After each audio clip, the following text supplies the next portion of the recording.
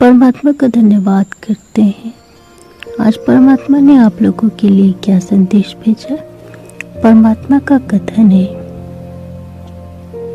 मेरे प्यारे प्रिय पुत्र पुत्री, आप लोग ध्यान केंद्रित कर रहे हैं।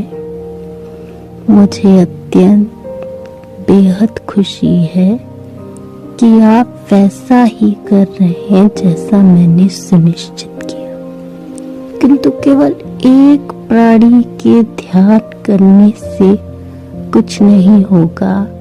मैंने तो अपने 2 प्राणी इस धरती लोक पर भेजे थे जो कि आध्यात्म की यात्रा करेंगे और उन्हीं से आध्यात्म का उदय होगा।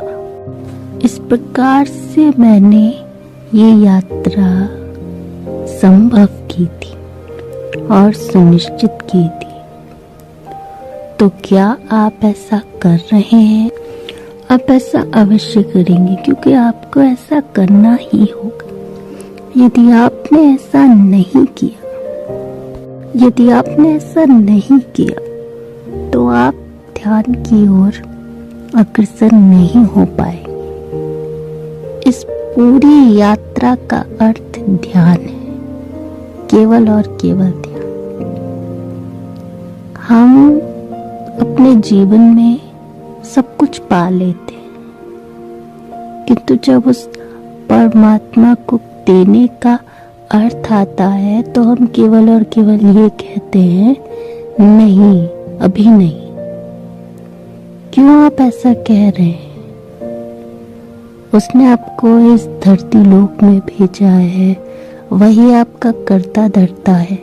यदि वो आपसे कुछ मांग रहा है केवल और केवल आध्यात्म, तो आप उससे क्यों नहीं देना चाहते? तात्पर्य,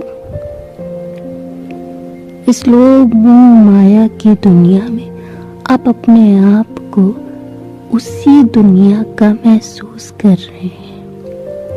किंतु जब आप इस धरती लोक पे आए थे तो परमात्मा ने आपसे कहा था कि आपकी एक यात्रा भी है, और जब तक आप उस यात्रा को नहीं करेंगे तब तक तो आध्यात्म का कोई अर्थ नहीं।